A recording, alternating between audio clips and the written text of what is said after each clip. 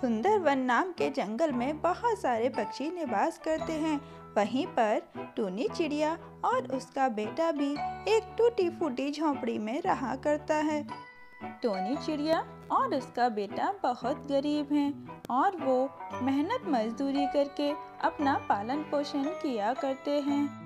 Tony चिड़िया अमीर लोगों के घरों में काम करने जाया करती है, जिससे कि उसे जो पैसे मिले उससे वो अपने बेटे की पढ़ाई करवा सके। और टोनी चिड़िया का बेटा भी पढ़ाई करने में बहुत होशियार है। दिन रात वो मेहनत करके पढ़ाई करता है क्योंकि उसकी परीक्षा आने वाली है। और इधर चिड़िया और भी मेहनत शुरू कर देती है। सेठ कालू कौआ बहुत ही धनी और बहुत अमीर है और अमीर होने के साथ साथ वो बहुत ही घमंडी भी है। वो कभी चिड़िया से या किसी और से अच्छे से बात नहीं करता। और कालू कौआ का बेटा बहुत ही शैतान और नटखट है। वो पूरे दिन खेल और बाकी के कामों में लगा रहता है और पढ़ाई पर बिल्कुल ध्यान नहीं देता। कालू कौआ अपने बेटे की पढ़ाई को लेकर परेशान रहता है। इधर होली आने वाली है। अब होली के त्योहार में सभी लोग रंग से खेलते हैं। तब चिड़िया का बेटा भी चिड़िया से कहता है, माँ, क्या इस बार होली पर मैं भी पिचकारी से खेलूं माँ? मेरे सारे दोस्त नई नई पिचकारी लेकर आते हैं, नए नए रंग और गुलाल लेकर आते हैं। क्या मैं इस बार नई पिचकारी ले सकता हूँ माँ? तो चिड़िया उससे कहती है, हाँ बेटा, मैं कोशिश करूँगी। अभी मुझे काम के पैसे नहीं मिले हैं। जैसे ही मुझे काम के पैसे मिल जाएंगे मैं तुम्हारे लिए नई पिचकारी और गुलाल लेकर आऊँगी। अब मैं काम करने जा रही हूँ। इतना कहकर चिड़िया काम करने कालू सेठ के यहाँ आ जाती है। और इधर कालू सेठ के घर में कालू का बेटा पढ़ाई को लेकर आज परेशान है क्योंकि कल से उसकी परीक्षाएं होने वाली हैं और उसे परीक्षा के लिए कुछ भी नहीं आता। और ये देखकर कि मुझे कल पेपर में कुछ नहीं आएगा, कालू कौआ का बेटा जोर जोर से रोने लगता है और बहुत ज़ोर ज़ोर से ऐसे ही बोलने लगता है कि मैं कल फेल हो जाऊंगा, मुझे कुछ भी नहीं आता, मैं कैसे अपना पेपर करके आऊँगा। उसके रोने की आवाज़ सुन के कालू कौआ और कौई वहाँ पर आ जाते हैं और उससे पूछने लगते हैं। तब उसका बेटा रो रो कर बताने लगता है कि मुझे कल के पेपर में कुछ नहीं आता, मैं फेल हो जाऊंगा।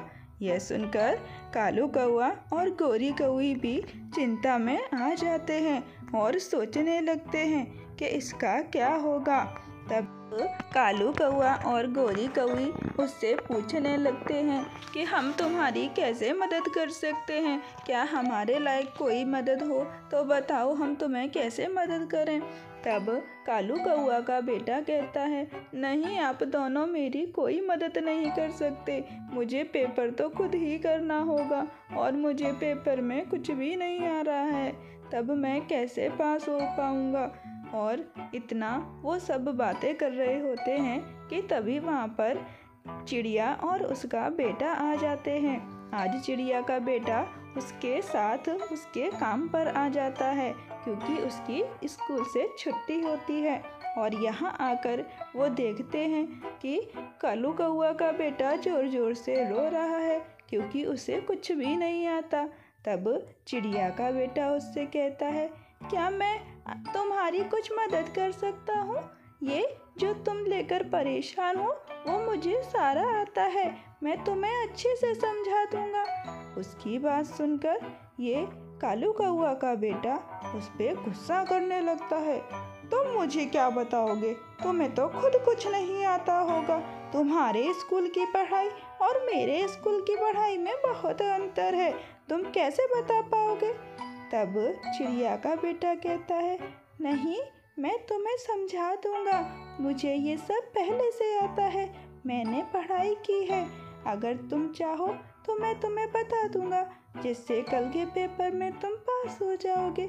फिर कालू कौआ का बेटा कुछ सोचकर हाँ कर देता है और चिड़िया का बेटा उसे पढ़ाने लगता है और उसकी समझ में भी आने लगता है और पूरी पढ़ाई करवाकर चिड़िया का बेटा और चिड़िया अपने घर चले जाते हैं। कालू कौआ उसे पैसे नहीं देता। अब घर आकर चिड़िया का बेटा फिर उदास हो जाता है कि अब हम रंग और पिचकारी कहाँ से लाएंगे, हमें पैसे तो मिले ही नहीं। वो दोनों सोच रहे होते हैं कि तभी वहाँ पर कालू कौआ और गोरी कौई अपने बेटे के साथ पहुँच जाते हैं। कालू कौआ कहता है, मुझे माफ़ कर दो टोनी, कल बार बार मांगने पर भी मैंने तुम्हें तुम्हारे पैसे नहीं दिए और मेरे बेटे ने तुम्हारे बेटे का बहुत मजाक भी बनाया। लेकिन सच तो ये है कि कल जो तुम्हारे बेटे ने मेरे बेटे को पढ़ाया वही उसके पेपर में काम आया और मेरा बेटा बहुत अच्छे नंबरों से पास हो गया है। इसी खुशी में हम सब तुम्हारे लिए ढेर सारे गुलाल, रंग और पिचकारी लेकर आए हैं। अब हम सब एक साथ होली खेलेंगे और मिलजुल कर खुशियाँ बांटेंगे। तो हैप्पी होली।